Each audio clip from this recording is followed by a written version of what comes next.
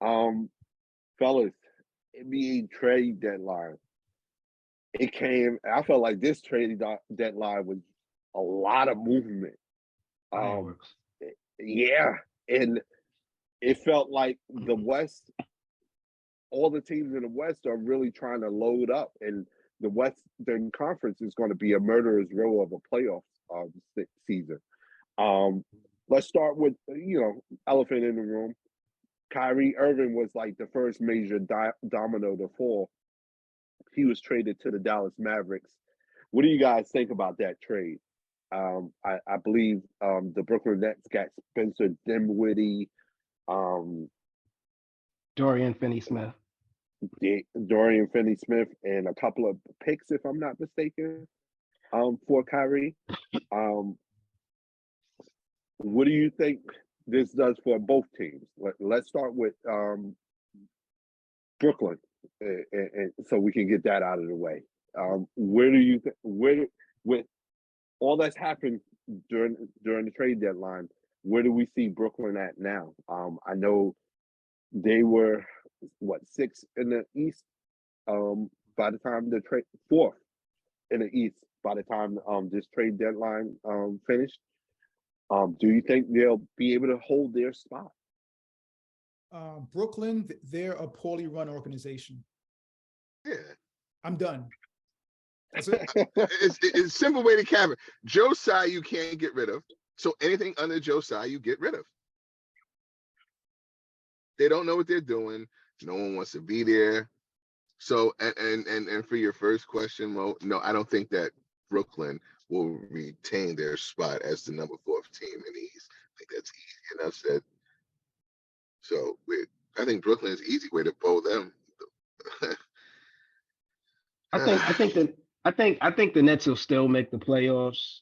I actually think, I don't think you could grade the Kyrie trade separately from the KD trade. I do think it was kind of weird that they kind of made a win now move with the Kyrie trade and a kind of a future move with the KD trade. It didn't seem like both moves align as far as what we're trying to do. Are we trying to win now, or are we trying to build for the future? But I think they were able to get some pieces that they can actually put together a decent team right now. I mean, the first game after the trade deadline, they beat the Chicago Bulls, and they didn't have Mikal Bridges or Cam Johnson that night. I think this team is. I think they've gotten back. They've reverted to the pre-Kyrie KD Nets, a team with a bunch of guys that you could probably take the name off the back of the jersey. They're playing for the name on the front of the jersey. They're gonna go out there and play hard. They got a bunch of lunch pail guys out there now, and I think Jacque Vaughn is the right coach for this team. I do think, obviously, ownership and the front office has made a lot of missteps over the past few years with the KD and Kyrie situation, but I think they've pivoted as good as you possibly can, all things considered. They had no choice. They had no choice. You know what I'm saying? Like we said months ago, when you had them at their peaks or prior to, I said the move at Brooklyn early was to trade them both and get picks, blow it up, and start over. It took Kyrie to force their hands, but they should have did it earlier than this. But I think they could have got a better package actually. But yeah, at this point, start over. It's fine. Blow it up. And I've always liked Spencer Dinwiddie. They have one more piece they need to get rid of though. In total, I don't care what you get from them. Just from a culture standpoint, you need Ben Simmons off the team because they can't. So you need him. I don't care. You can get a second round. Again, it's going to be a bad deal. Nobody's taking that contract. Nobody's taking that contract. Nobody's taking that contract. $35 million. Nobody wants think the question that I would have with the Kyrie trade is why they didn't send him to the Lakers. I mean, if the Lakers were offering Westbrook his expiring contract and 2 27 first round and 29. picks, 27 and and 29. and then you turn around and make, like if you're building for the future and you trade KD for all of these draft picks, which of the 23 and the 25 Phoenix Suns pick are going to be trash. You know what I Awful. mean? If you're building, if you decided as an organization, all right, we're going to break this down and build through the draft. Why not trade him to the Lakers and get the Lakers 2 draft picks? In 27 and 29, the Lakers are going to be awful. I think to answer your question, Kyle, I think that was a case of emotions and vindictiveness. And hey, but that's bad management. But that's why you need to get rid of him, though. That's bad management, though. From a business standpoint, you cut your nose to spite your face. You said, I'm not sending him to the place he wants to go, regardless of anything. I think that was the memo. I don't care what you do, Marks. He doesn't go where he wants to go. This guy has been nothing but a bleep to this organization. And yes, on paper, that deal is way better. You're gonna have Durant and Booker possibly going to the finals all those years. Who are you gonna get? It was just stupid. But I get it though. I get it. But that's why you need to get rid of everyone underneath side. Horrible deal. But they got picks, and then I feel bad for Dinwiddie. I actually thought that Dinwiddie fit better with Luka. From an off-ball standpoint, but watching Kyrie do what he does, it's just skill just translate anywhere. So he's able to mask everything else. I just think he will have a moment though, because I for some reason I don't think he's going to sign an extension with Dallas. But it's the only place where he might be able to get that money because Cuban doesn't care. But if he gets some concessions from the Lakers that they will extend him, I think he wants to go to LA. For what reason? Who knows? But Kyrie, like you said, he's mercurial. He's mercurial and he's tricky. So, and I love the guy, but it's just so much you can put up with, yo. So, guys, how do we look at what Dallas looks like right now? How successful do we think this Luka Kyrie Irving matchup is going to be? I think it could work, but the West is so tough. When I say it could work, they could lose in the first round easily. I'll be honest with you. I know the media cliche is that they both need the ball to score. Duh. I've never seen anybody score without the ball. But I think, like, I agree with him. I think you drop Kyrie on a basketball court, he'll figure it out. I think you got two very, very high IQ basketball players.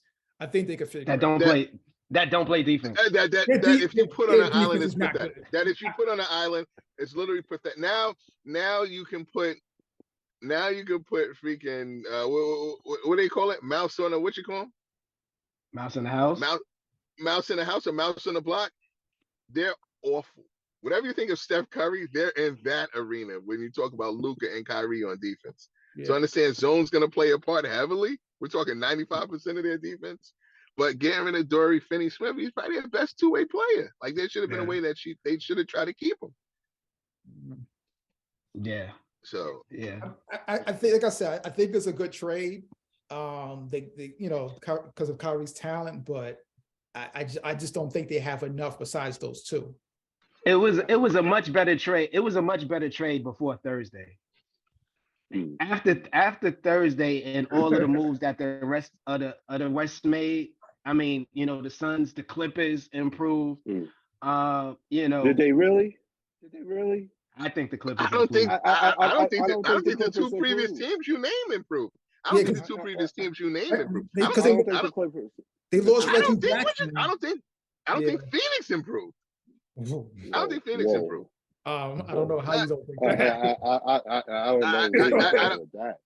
One because Durant's out for 6 weeks. All right, listen, Durant's out for 6 weeks, and you're gonna have to build that team up to something where you think is gonna be 12 players, right? I don't know how you do that. I mean, Ayton, you're gonna hope that he wants to stay. Well, he signed an extension, right? Yeah. Just rebounding. He's still gonna try to get his way. Just rebounding, get down, and McGee. Losing at all costs. I thought they should have kept Bridges, and that's why I think that they won't win a championship because they lost Bridges. Cam's gonna hurt them. I think their bench is depleted. It's pathetic. Yeah. Granted, Booker and Durant are phenomenal scorers, and CP, this is his last time. This is the type of guard you want with them too. Those three is a heck of a combo. At their best, will give you maybe 70 to 80 points combined. Getting that other amount of points in defense from everyone, because you're draining so much. You're going to ask for Booker to play two-way, mandatory. You're going to ask CP3, and you're going to ask Kevin to play, and they all can play it well, but you're taking away some of the energy that they need from an offensive standpoint. I see Phoenix getting knocked out in the second round, and if they make it to the finals, maybe, but I don't see this Phoenix team as that much of a scare to me. I would be more scared of the Clippers, and I'm not scared of the Clippers by any means. Yeah, the Clippers, I don't. Yeah, they're I think a nice little team. Well, I think specifically I like Clippers defense though. When they play, I just can't depend on nothing over there. Like, the Clippers have a better team, but they're stupid. That's the only thing. But the Clippers have a better team to me than Phoenix. But if they don't play, it doesn't matter. Exactly. And Clippers just traded away Reggie Jackson, which is a bad trade. I don't think so. Which is a good trade. Yeah. And we got They got Mason Plumlee, and they got and Bones Highland. And they got Man, the second coming of Man with Bones Highland. Same player. Look, it's gonna be a bunch of players that get bought out shortly. That's gonna also provide some depth in places. I've seen they're recruiting Westbrook. I mean, is Westbrook an upgrade over Reggie Jackson? No. Oh no, man, it's not an upgrade on Cameron Payne either. If you put him down there either, he doesn't help. Like Westbrook doesn't help. Like when but Reggie Jackson helps. When Paul George and Kawhi can do team, I'd rather them kick it out to Reggie Jackson and Westbrook. It's really that simple. It's just a fit. And shooting percentages. Better culture, shooting percentage. He's a better player. He's a better passer. He's a better shooter. All the attributes, anything you want to put together, Reggie Jackson is a better player than Russell Westbrook. And Russell Westbrook should be looking to commentate. I mean, what's out there for Phoenix and other teams to add, it's going to be skimpy. You know what I mean? So again, we're talking about Russell Westbrook. How do we feel about the LA trades for the Lakers?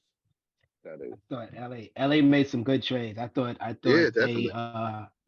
upgraded their team tremendously. Unfortunately, it's not going to be enough. It's not. I mean, I think it'll get them to the play-in game and maybe even into the actual playoffs.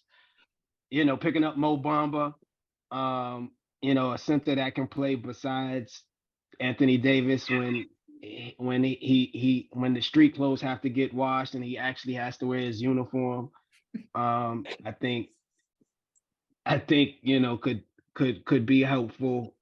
They also picked up who they pick up besides Mo? Beasley, Malik Beasley. Instant offense. You know what I mean? Provide some depth, probably off the bench. And D'Angelo Russell. Yeah, and see, that's the look, I've seen two versions of D'Angelo, and I love D'Angelo Russell coming out of college. I've seen two. It depends on which D'Angelo Russell you get, quite honestly. Listen, I love D'Lo in the playoffs in the last 2 years, but again, it could be D'Lo LA or D'Lo when he left LA and he was able, to play. The D'Lo that left LA and transition from Golden State, I didn't like. After that, D'Lo's career has been very good. Brooklyn D'Angelo Russell was very good. D'Angelo Russell was very good, and they broke up that team to bring in KD and Kyrie. If the Lakers can get some sort of version of that D'Angelo Russell, I think. But again, it's going to come down to Anthony Davis, really, quite honestly, with you for the Lakers. Yeah, wholeheartedly. Like, all these moves were good, and they'll help. But if AD is not his at least like prime AD, it's not going to matter. Like really, the Lakers season depends on Anthony Davis. It has. You'll take bubble AD. You'll take bubble AD. It doesn't have to be prime. Give me bubble AD. Yeah. Give me 25 and 10. If you could consistently give me 25 and 10, then the Lakers have a chance. If not, none of these other plays matter. Hey, fellas, I kind of want to back up a bit. I want to, especially since we have a New York Knicks fan on the line with us today. Given the moves that Brooklyn Nets have made and New York Knicks to a shorter extent, does it look like New York basketball teams are stuck in that mediocrity where, hey, we could be good, but we can't be great, or we can't handle greatness? You know, especially like, hey, given what Brooklyn's been through with, hey, the Kevin Garnett, Paul Pierce experiment, and then trash it away, and then now you had the KD, Kyrie, James Harden experiment, and throw it all away.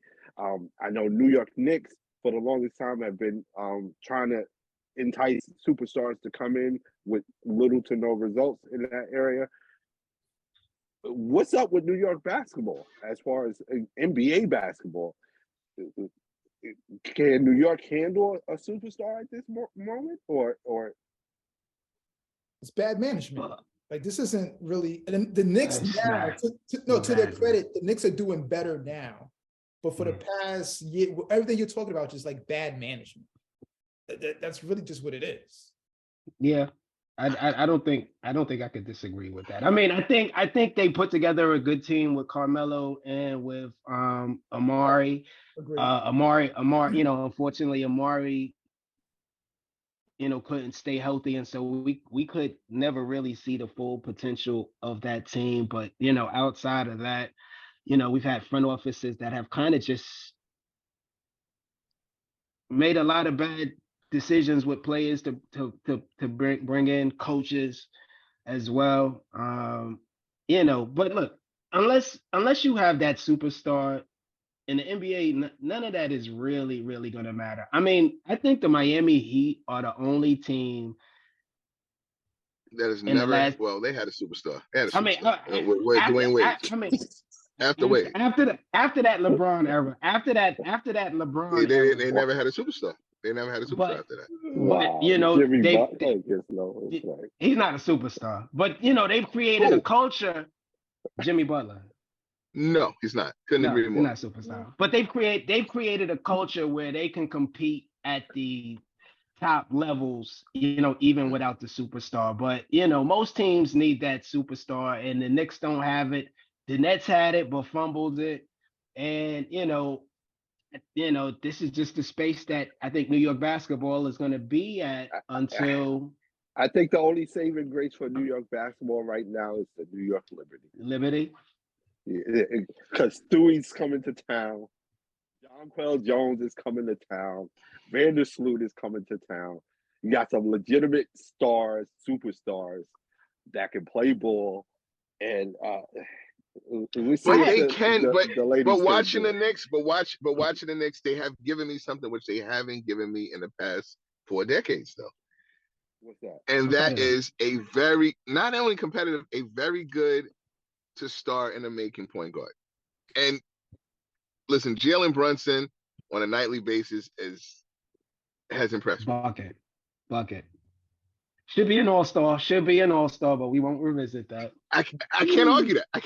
But he gives a confidence and competence in which the Knicks never had at the point guard section. Listen, I love Mark Jackson when he ran the Knicks, but he had Patrick Ewing, and Stephon Marbury was his own, was his own monster in and out. But I love watching Steph. Jalen Brunson is one of the top point guards in the East.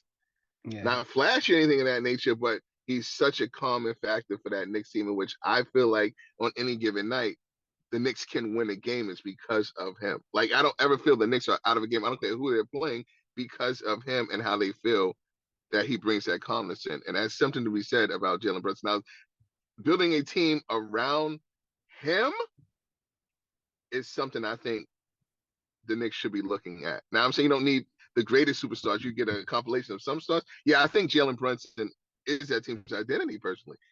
Randall might feel differently, but I think getting possibly him to play another way and adding another star could jumble some things up in the East where you might have the Knicks coming out of the East. I have that much faith in Jalen Brunson at the point guard. As much as I hate watching the Knicks, sitting down and not having a biased look, he brings a different culture to that team, which I don't think they're ever out of any game. Boston, Milwaukee, I seen them come back from 21-point deficit with the Clippers. However you feel, the Knicks just feel different with him at the point guard spot. Maybe it's just me.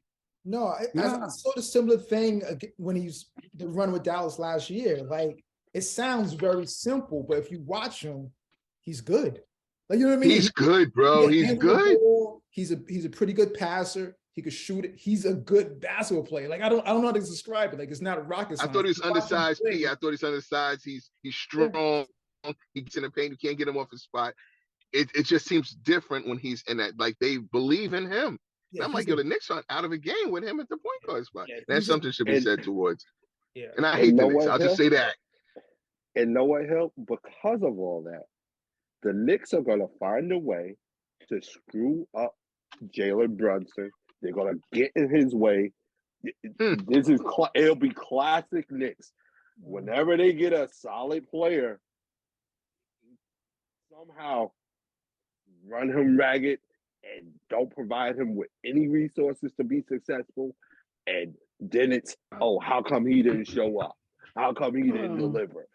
And hold on. I guarantee. Because of their past, that's all fair. But right now, they're doing a decent. They're doing a decent. Yes. Look, they had a Hartenstein is even looking good with them. Yeah. They had a chance to trade for Donovan Mitchell. They didn't pull a trigger on that. I mean, hindsight being 2020, do you pull a trigger on that? I don't know if Donovan Mitchell puts the Knicks over the top. I don't know. Maybe the team will probably do it. Kyle, this is one Knick team. Like I said, I don't know. Like, if you tell me if they get OG, I mean, they just don't seem out of any game. Like, they don't need. If they get a dynamic superstar, great. Whoever comes there, I don't know who that is, but you need like little close to stars for this team for me to make some noise. They're a dangerous squad. They're a dangerous squad for sure. They play tough defense. They play physical. They play tough defense some nights. They play tough defense some nights. They physical. I think they have a problem with RJ Barrett. I know you hate him, but I'll put it this way, and this has nothing to do with anything. I hedged a wild bet on DraftKings. I threw something somewhere near them to make some noise. I'll put it that way. I think they can be tricky in the playoffs. Yeah. Wow. I get it. Yeah. I get it.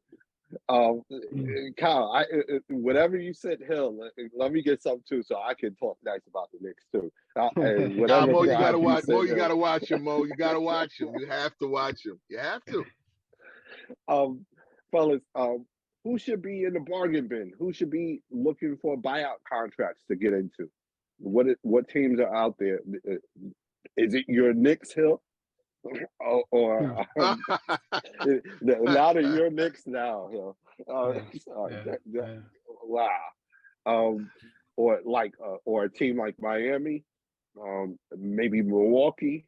I'm taking mostly Eastern Conference teams at this point because I think Western Conference has pretty much tried to grab everything in the cupboard at this point. No, I think Phoenix needs to, like Hill was saying earlier, I think Phoenix needs to shore up that bench. I love the trade, I think they're a threat, but they do need to shore up that bench, see what's out there for them. Like, I think Phoenix, mostly Phoenix, to be honest. Like, I've heard, Chris Haynes was talking on TNT the other night. He had mentioned Serge Ibaka's name in relation to the Phoenix Suns.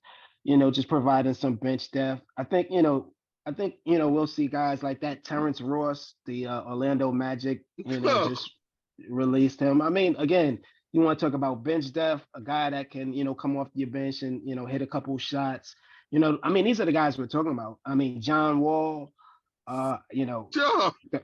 Don't know what else is the John out Wall, there. I don't think he's healthy yet.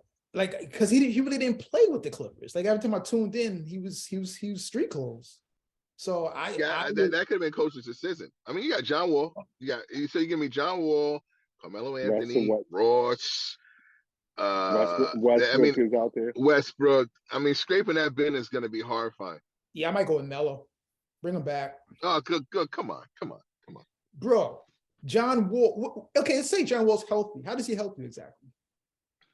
Like, what does he do that's going to help your team? Yeah, I don't know. I don't know what Melo. I don't know what Melo would even think about. Score, me, bro. It's score. It's just be careful. I don't know about that anymore. Then you don't want him. Then if you don't want scoring, there's no need to even call him. Yeah, but yeah, I don't think it's much out there, to be honest. But to shore up your bench, I think like Ibaka, somebody like that would be a decent pickup. Interesting. Okay. Hey, hit us up on social media. Let us know what you guys think. What trades impressed you? Are there any teams out there that should be in the buyout market? Hit us up on Facebook, Instagram. Don't forget to subscribe to the YouTube channel. Hit that notification button so you know when the next video is coming through. And don't forget to subscribe wherever you listen to your podcast. You can hit us up directly at weneedafifth@gmail.com. Fellas, what's on the radar? Yo, for me, it's probably going to be Stan, the documentary on Mahmoud Abdul-Rauf. Okay. I'm about to get into that right now before the UFC. I saw some stuff on there, which I was happy to see because I actually lived through it, and disappointed to see, especially about, him having his house burnt down. It's a big UFC fight tonight, right? Absolutely. Absolutely. One of the biggest, kid. I'm there. I'm signing me up. Volks versus Islam. Who you got? To those out there might say, I got Islam coming out with that W tonight, though. So, and I got to link on my man Nev and people who actually watch the medium, which y'all should be getting on to. Yeah. But yeah, no, that right now is where I'm at with that Chris Jackson documentary.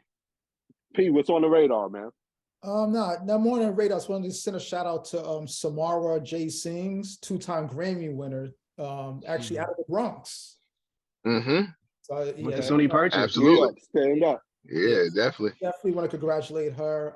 Wasn't familiar with her at all until she won the Grammys, but I saw some of her story on the TikTok success and valedictorian of her class. So just congratulations to her, man. Good story. Bronx girl did good. Love it. Yeah, stand up. Yeah. Kyle, what's on your radar, man? Unfortunately, I'm gonna watch the Super Bowl tomorrow, and I gotta burn some sage and hope the Kansas City Chiefs can pull off a W. I don't think I can live in a world where the Eagles, have won 2 Super Bowls in the last 5 years or whatever it is. 5, 6 years. I can't live in that world. So that's what I'll be doing.